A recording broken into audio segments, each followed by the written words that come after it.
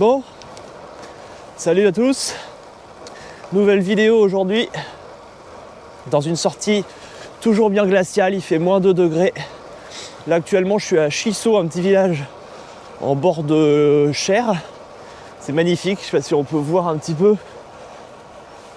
C'est vraiment super beau. Mais ouais, il fait bien froid. Regardez ça, magnifique.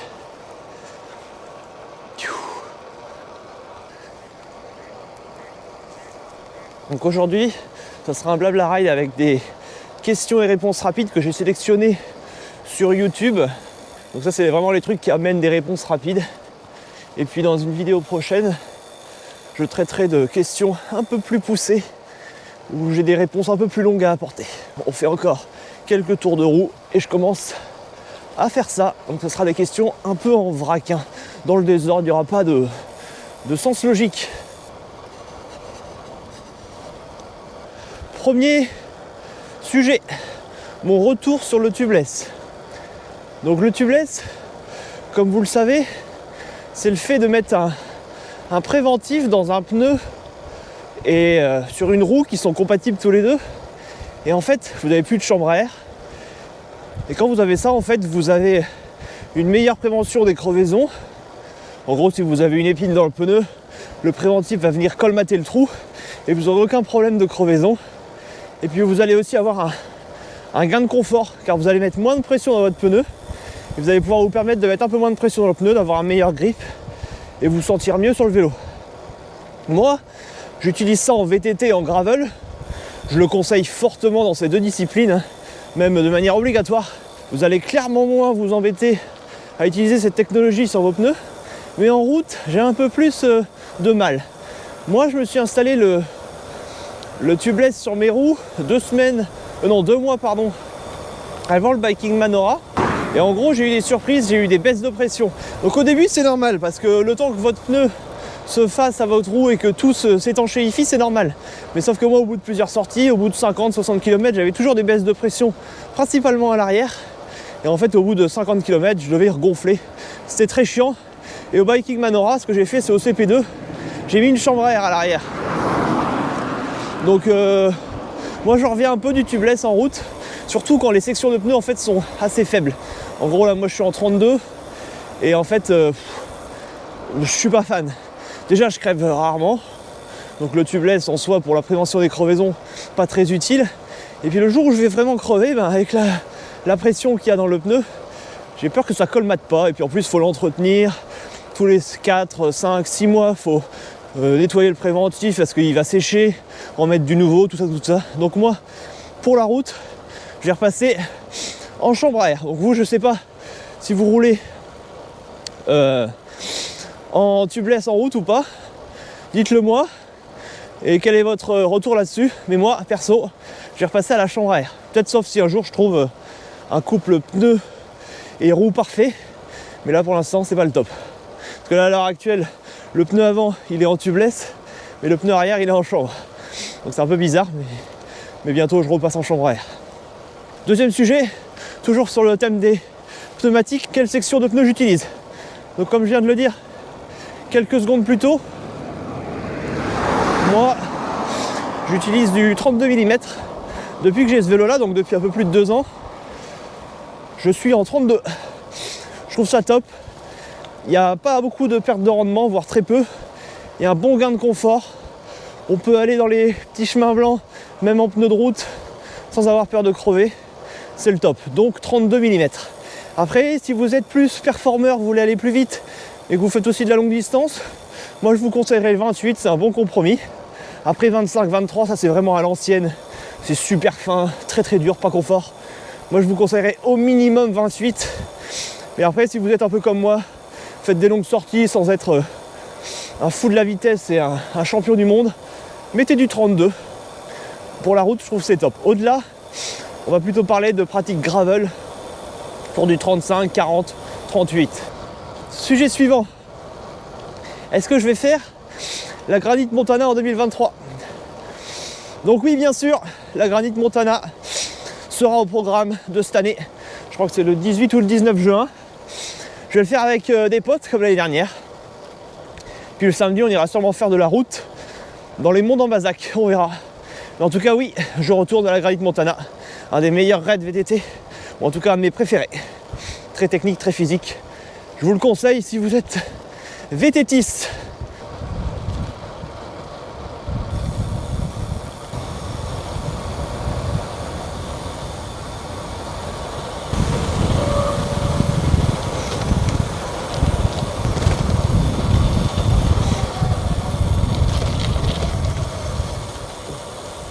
Ah, il y avait une belle pente, hein. Bon, pour rester sur le thème des pentes, la prochaine question, c'était comment je gère mon braquet. Putain, je vais l'avoir revenir avec le froid. Comment je gère mon braquet dans les pentes à 10% et plus. Et est-ce que c'est pas bien d'avoir un braquet de VTT pour ce genre de choses dans la longue distance? Donc moi, comment je gère mon braquet et comment je gère ma puissance. Donc j'ai pas de capteur de puissance. Mais quand il y a des pentes très raides, bon ben je mouline au maximum. Vraiment dans l'idée d'économiser un maximum d'énergie, peut-être de faire monter le cœur, mais de préserver les muscles. Donc là, ben, je mets tout à gauche. Même si je me sens en forme et que je sens que je peux mettre quelques pignons en plus, je mets tout à gauche. Ben, presque tout à gauche. Des fois, je me laisse un petit peu de marche psychologique. Mais en gros, ben là, sur mon braquet actuel, je suis en mono de 40 devant. Et je mets derrière 46. Avec ça, vous montez aux arbres. C'est idéal pour, par exemple, des pentes dans les Pyrénées ou des choses comme ça. Et pour info, à l'Euskadi, j'avais 42 derrière en max. Ça l'a fait, mais il faut forcer quand même. 46, c'est vraiment pas mal. Donc oui, pour la longue distance et les grosses pentes, je conseillerais des braquets de VTT, voire du 11,50 par exemple. Et après, sinon, hein, vous allez sur les transmis de gravel qu'on voit classiquement, même avec des compacts devant, et vous avez votre bonheur. Hein. Mais en gros, il faut mouliner un maximum. Et puis aussi, petite astuce, hein, si vous êtes en GRX, Shimano GRX, moi j'ai le 810, vous pouvez mettre un 11,46 derrière. Le constructeur ne le conseille pas, mais vous pouvez le faire. Avec une chape courte, je crois. Je suis pas trop sûr de ça, je vais vérifier. Et je le remettrai dans la vidéo si je me suis trompé. Mais vous pouvez le faire. C'est très limite, mais ça passe. Allez, oh c'est beau là.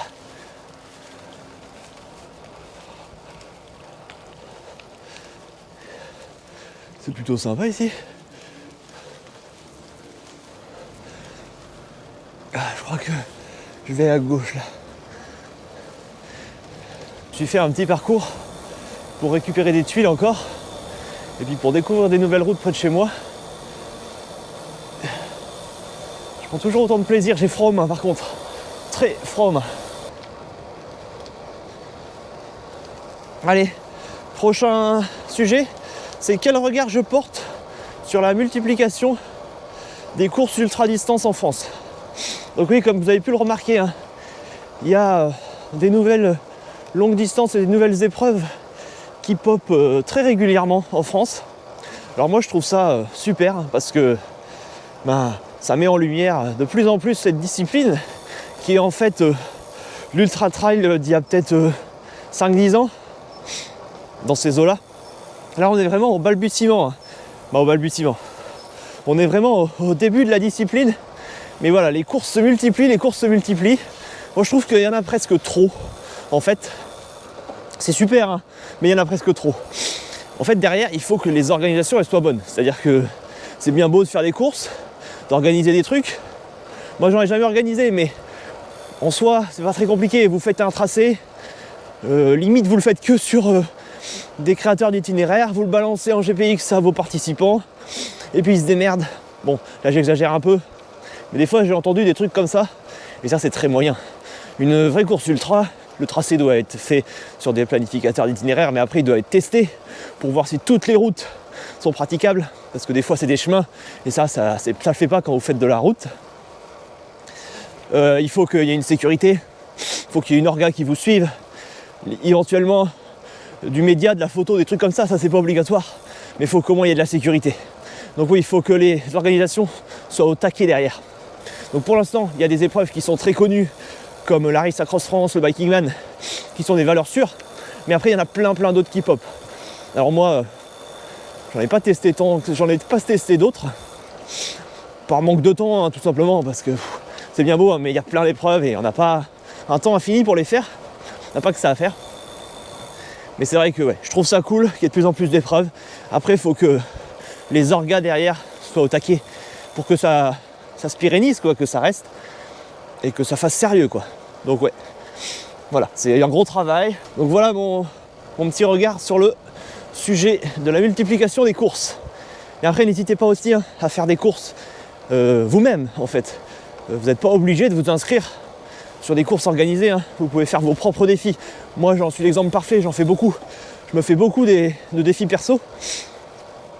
Parce que bon, faut pas se leurrer, hein, les courses organisées, alors des fois c'est pas très cher, mais des fois ça vaut la peau du cul quand même. Faut pas se mentir. Plus le prix de l'équipement, le prix du vélo, machin bidule. Tout ça, ça revient à un prix. Donc faire ces petits défis perso, des fois, économiquement, c'est pas mal. Après, c'est sûr que quand vous êtes tout seul, ben, ça peut faire peur un peu au niveau solitude, un peu au niveau sécurité aussi, hein. Là, c'est sûr que c'est important, si vous êtes parti tout seul, vous utilisez les fonctions de live tracking de vos GPS ou autres applications genre Strava, et vous donnez votre trace à vos proches, hein. Vous partez pas comme ça sans dire rien à personne. C'est pour ça que les courses organisées, c'est aussi un petit avantage comme ça. Il y a le petit côté sécurité derrière. Ben, il faut qu'il soit là. Donc voilà, allez, sujet suivant. Quelles sont mes astuces pour la récupération? Donc là oui, faut se le dire, quand vous faites des longues distances, 200 km et plus, ça occasionne beaucoup de fatigue dans le corps. Et c'est normal. Et là, il n'y a pas de secret. Pour la récup, je l'avais dit dans ma vidéo débriefing sur le Festif 500, il y a deux choses pour moi qui sont primordiales. C'est le sommeil et la nutrition. Essayez de dormir avec un sommeil de meilleure qualité possible. Et après, faites attention à ce que vous mangez. Et puis pareil, n'hésitez pas, si vous faites des longues distances, de faire une pause après ça. Remontez pas sur le vélo 2 jours plus tard. Essayez de faire une pause d'1 semaine. C'est sûr que vous allez des fois avoir un peu l'impression de perdre votre forme physique, ou vous allez vous dire oh, je vais perdre ma forme, mais ça c'est faux. Faites une pause. Genre moi typiquement après un 1000 km, je fais au moins une pause d'1 semaine où je fais pas de sport du tout. Et ça fait beaucoup de bien. Le corps se régénère. Donc oui, très important. Récupération, c'est sommeil, nutrition, et faites une pause. N'hésitez pas à faire des pauses. Si vous en avez envie, votre corps vous remerciera. Waouh, le coin est magnifique. Regardez-moi ça. Des beaux petits manoirs, des belles petites demeures. C'est vraiment sublime. Je me dirige vers le château de Montpoupon, je crois. Regardez-moi ça. Avec le givre sur l'herbe là.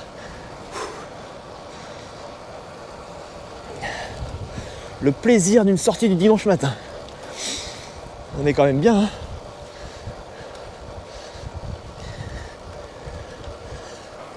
Ensuite, pour continuer, ma nutrition pour les courses et épreuves 2023. Donc, cette année, je ne vais pas faire l'erreur de tester des nouvelles choses quelques semaines avant un gros objectif. Hein, on se rappellera bien de ma petite déconvenue Olifat. Alors je pense que c'est pas que à cause de ça, mais en tout cas ça en fait bien partie. Je ne vais pas tester de nouvelles choses. Je vais rester sur les acquis et sur les choses que j'aime. Donc, comme vous pouvez vous en douter, si vous avez regardé les précédentes vidéos, je vais repartir sur des wraps. Ça c'est délicieux. Vraiment très très bon. Ensuite, sûrement des petites saucisses sèches, des petits saucissons, des bonbons pour l'aspect psychologique, pâte d'amande, j'adore ça, des fruits type banane, et sinon des fruits frais, des choses comme ça. On reste sur les acquis, quoi.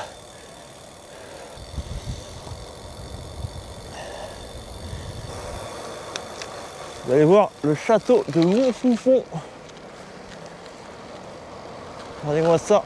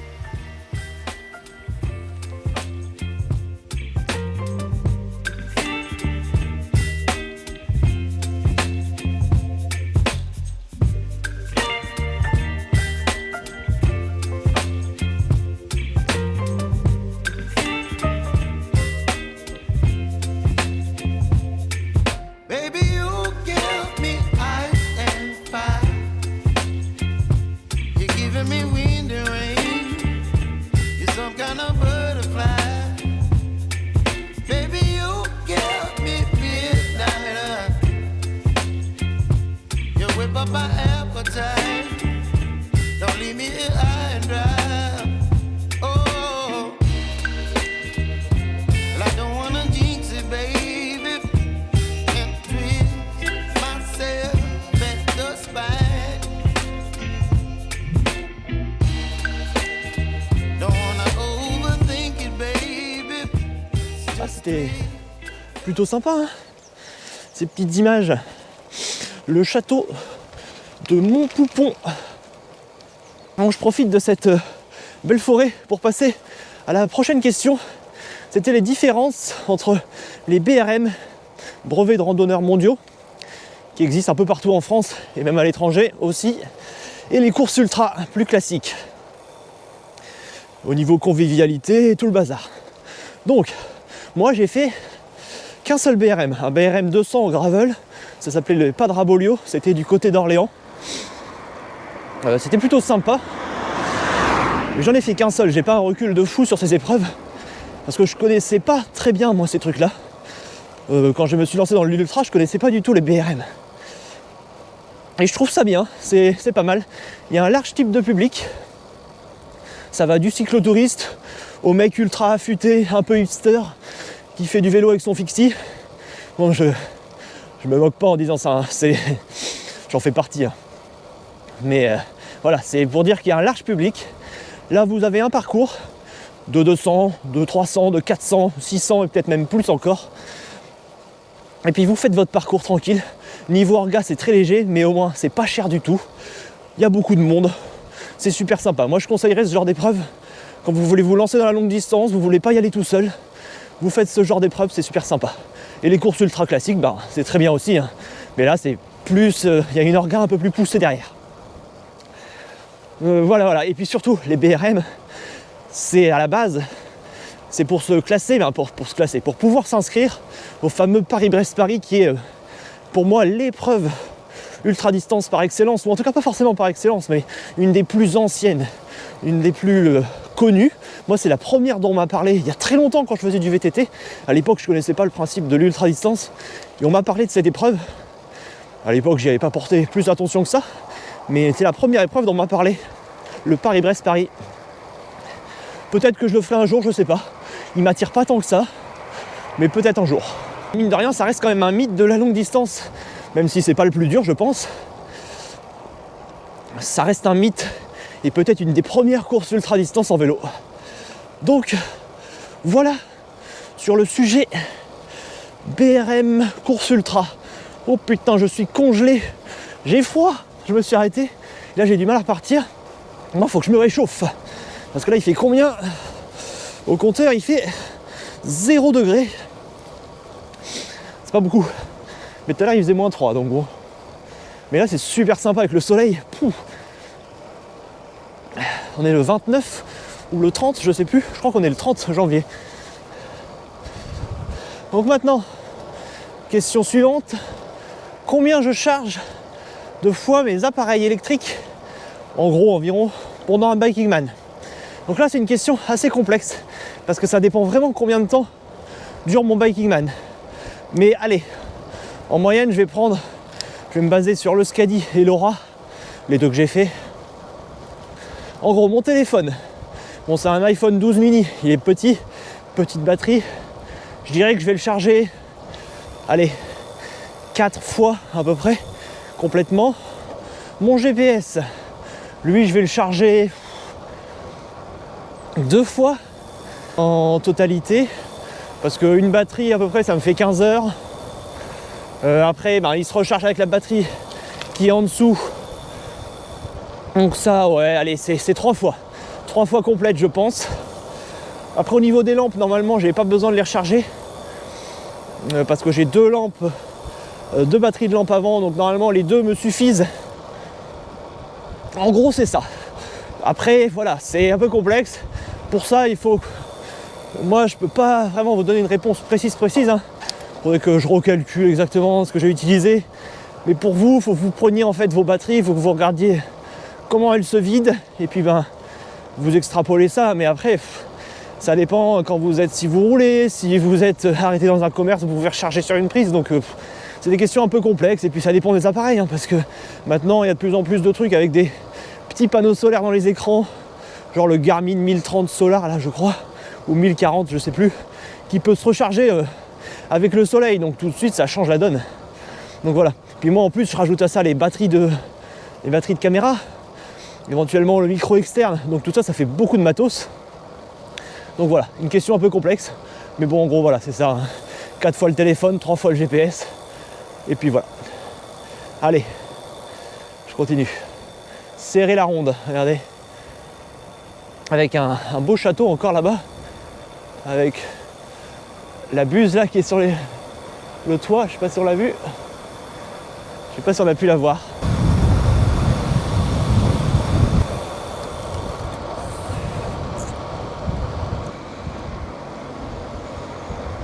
Sympa ce petit village. Cette sortie est vraiment sympa.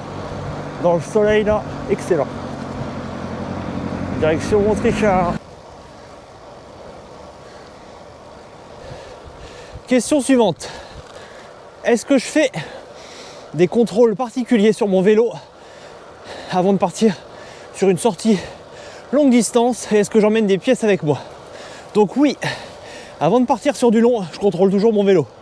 Donc en gros, je vais le nettoyer complètement, je vais le démonter, je vais enlever le boîtier de pédalier, je vais démonter la direction, je vais nettoyer les roulements, je vais les regraisser, je vais nettoyer ma transmission complètement, contrôler ma longueur de chaîne, la changer si nécessaire, régler le dérailleur en fonction, vérifier mes plaquettes et tout le tout team. Vérifier l'usure des pneus, les changer si besoin. Donc ça je l'anticipe un peu, hein, je le fais pas la veille de l'objectif, la veille de partir. Donc voilà, et nettoyage complet, lustrage, graissage et tout le bazar. Parce que l'idée c'est d'avoir un vélo qui ne va pas poser de problème pendant la course. Il faut enlever cette épine directement pour pas que ça vous encombre la tête. Et est-ce que j'emmène des pièces avec moi? Oui, bien sûr, quelques pièces. Alors pas 50 000 pièces.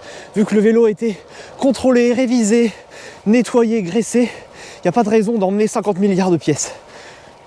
Si je casse mon vélo, je casse mon vélo. Ça m'est jamais arrivé, ça pourrait arriver un jour, mais il n'y a pas de raison. Un vélo bien entretenu, normalement, il n'y a pas de souci. Ce que j'emmène avec moi, c'est une patte de dérailleur, toujours. J'emmène aussi des maillons rapides pour ma chaîne. Important. J'emmène 1 ou 2 jeux de plaquettes selon que le parcours va être humide et très pentu.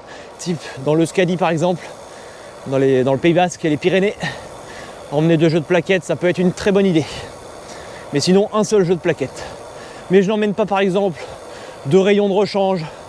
J'emmène pas une tige de sel de rechange, j'exagère, mais bon voilà, vous comprenez. J'emmène vraiment, pour moi, ce qui me semble vraiment le strict nécessaire. Et puis bien sûr, j'emmène une chambre à air, voire même 2, des rustines au cas où, ça ne sert jamais, mais bon. J'emmène un kit de mèche si je suis en tubeless. Maintenant, vu que je vais rouler que en chambre à air, en tout cas pendant un temps en route, ça sera chambre à air, mais bon voilà.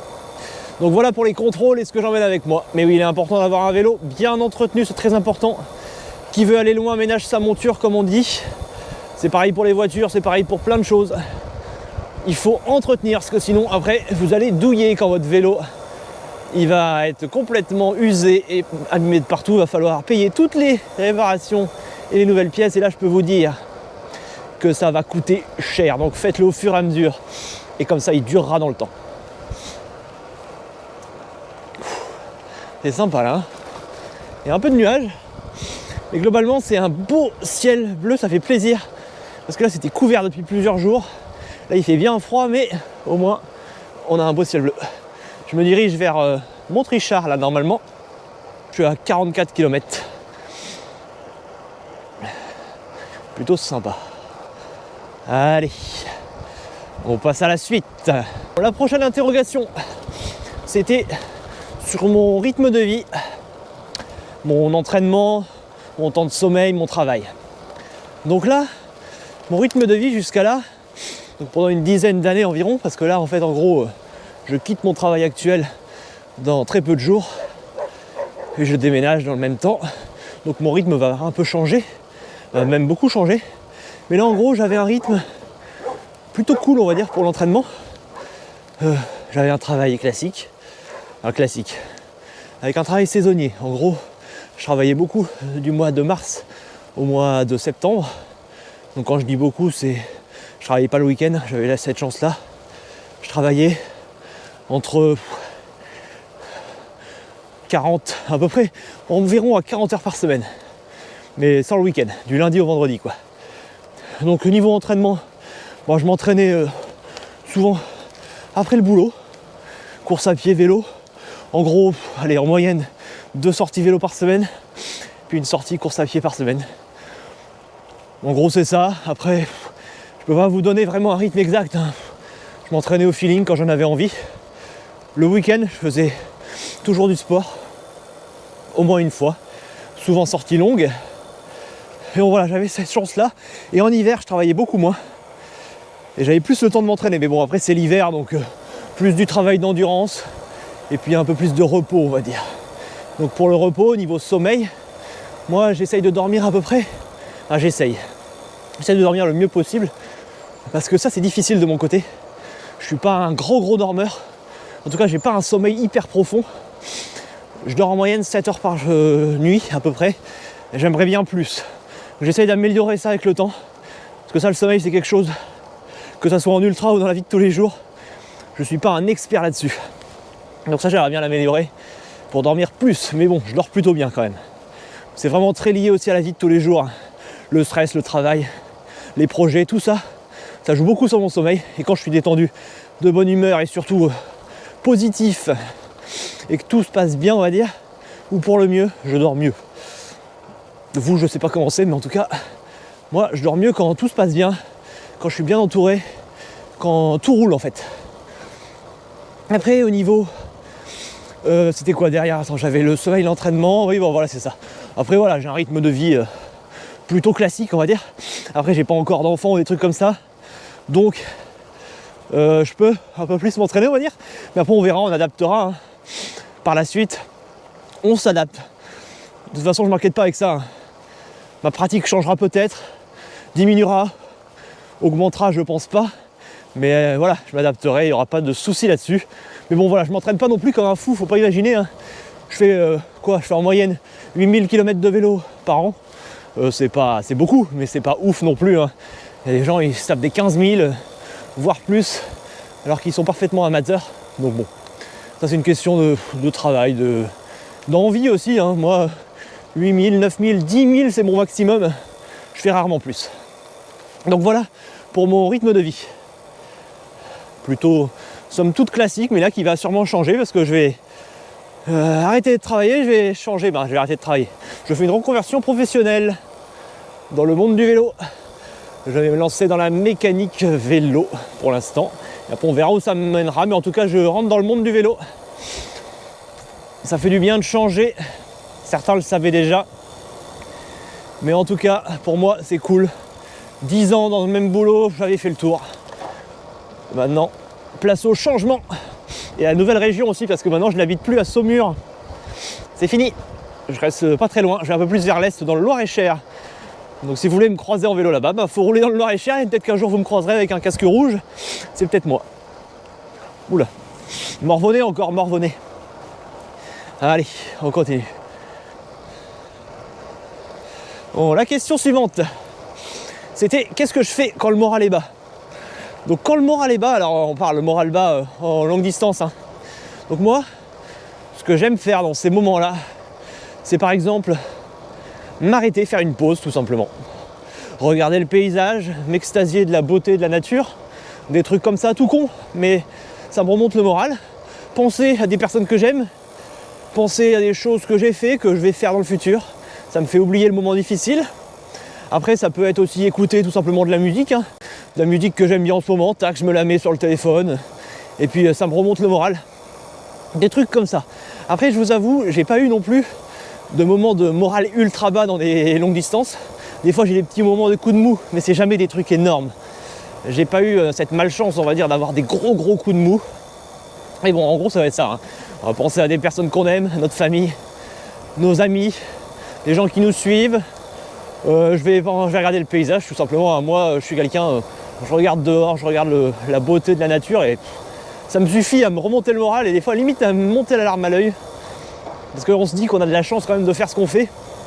Et ça, faut quand même se le rappeler souvent. On a beaucoup de chance de faire ce qu'on fait, de faire du sport, de faire du vélo, de faire des trucs comme ça. Et il faut pas qu'on se plaigne. Je continue, je vais regarder la prochaine question sur mon téléphone et puis je vous reprends. Je suis à 47 km, balade de 30 kg aujourd'hui, je dois être à 24 de moyenne à peine. Bon, c'est le plaisir, hein, de toute façon.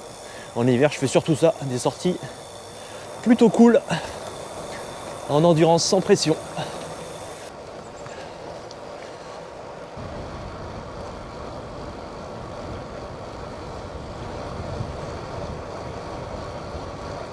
Avant-dernière question, quel gant je porte quand il fait moins 2, moins 3 degrés et quand il y a du vent avec un ressenti qui t'amène des fois moins 6, moins 8 degrés. Donc moi, ce que je porte actuellement, c'est ces gants-là. C'est ces gants-ci, des gants Gore-Tex de la marque Gorewear. Ils sont plutôt pas mal. Ils sont étanches, ils sont chauds. Et en dessous, je mets une paire de gants Mérinos, les Mérinos Décathlon, ou sinon, j'en mets 2 paires directement. Ça me tient jusqu'à jusqu'à un ressenti de moins 5, moins 6 degrés. Au-delà, je commence vraiment à avoir froid parce que moi j'ai des sensibilités au froid aux mains qui sont grandes. J'ai souvent très froid. Après, pour gagner de la chaleur, je vais bouger mes bras pour faire circuler le sang au maximum. Après voilà, hein, sinon je rajoute des couches, éventuellement un gant caoutchouc à l'intérieur. Il y a éventuellement le néoprène un jour qu'il faudrait que je teste. Mais bon, à part couper le vent, je suis pas sûr que ce soit si chaud que ça. Après il y a les gros surgants que tu peux mettre sur les cocottes, mais bon, c'est énorme. C'est vraiment pour les sorties hivernales. Après c'est vrai que pour le reste de l'année, il n'y a pas trop de problème. Mais en hiver, ouais, moins 2, moins 3, c'est ça, c'est les gants Gore-Tex, marque Gorewear. Les références sont en description. Avec des paires de gants Mérinos en dessous, une paire ou 2. Je vais vous montrer à quoi ils ressemblent. C'est ça. Ils sont vraiment pas mal. En sous-gants léger, en mi-saison, c'est top. Bon allez. Maintenant, dernière question. On m'a demandé si je préférais partir en étant paré à toute éventualité, c'est-à-dire avec énormément de matos, tente, duvet, matelas, réchaud et tout le tout team, ou plutôt si je partais en mode minimaliste, vraiment avec pas grand-chose. Donc ça dépend vraiment du type de sortie que je vais faire.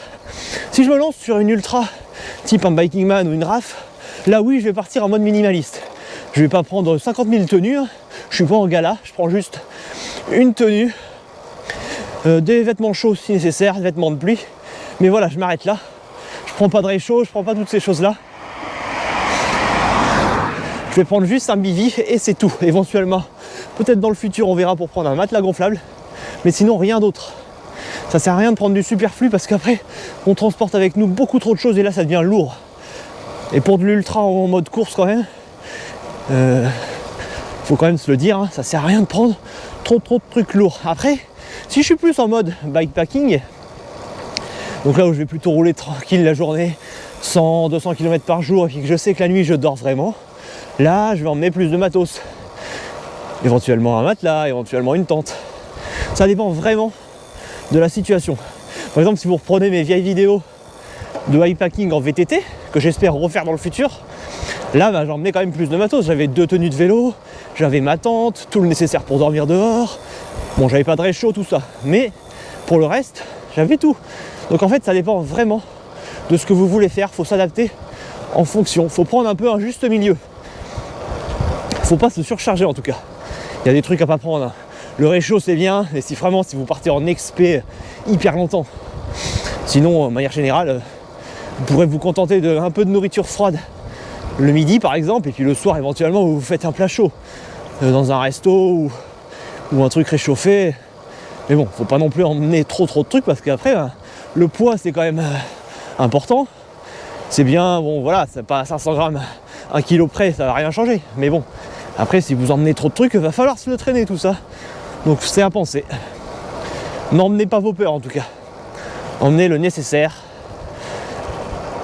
Et ça suffira.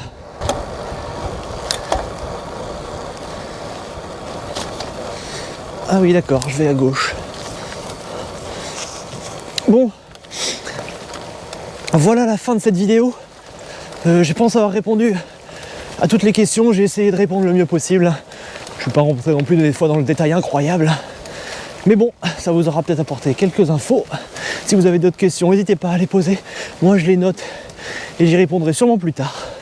Dans la prochaine vidéo, on va traiter, entre autres, de solitude en ultra, de programme pour 2023 et d'autres sujets intéressants. Allez, je continue ma sortie. Je suis à 55 bornes. Petite montée bien raide.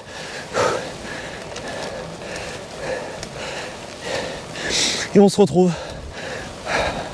dans une prochaine vidéo. Allez, à plus.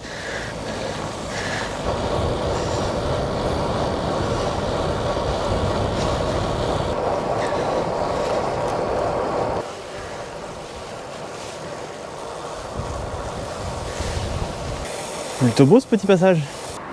Je suis sur le Cher. Là, je vais filmer au drone. Je vais vous montrer ça et puis après on repart. Fin de sortie.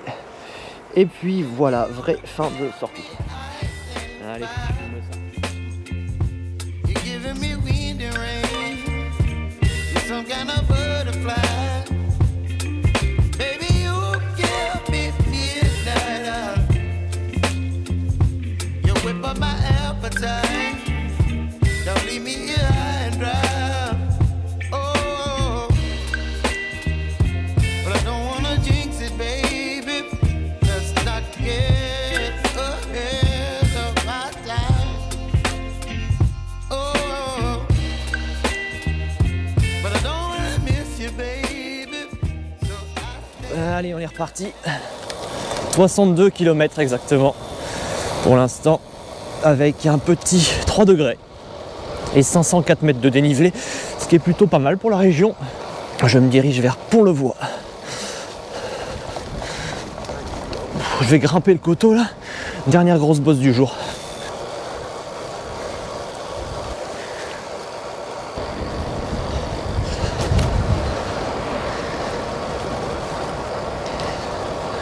Bon allez, cette fois-ci, c'est la vraie fin de la vidéo. Il y aura peut-être quelques images pour finir, mais je ne parle plus. Je vous dis à la prochaine, roulez bien, profitez de vous, de votre famille, de vos amis.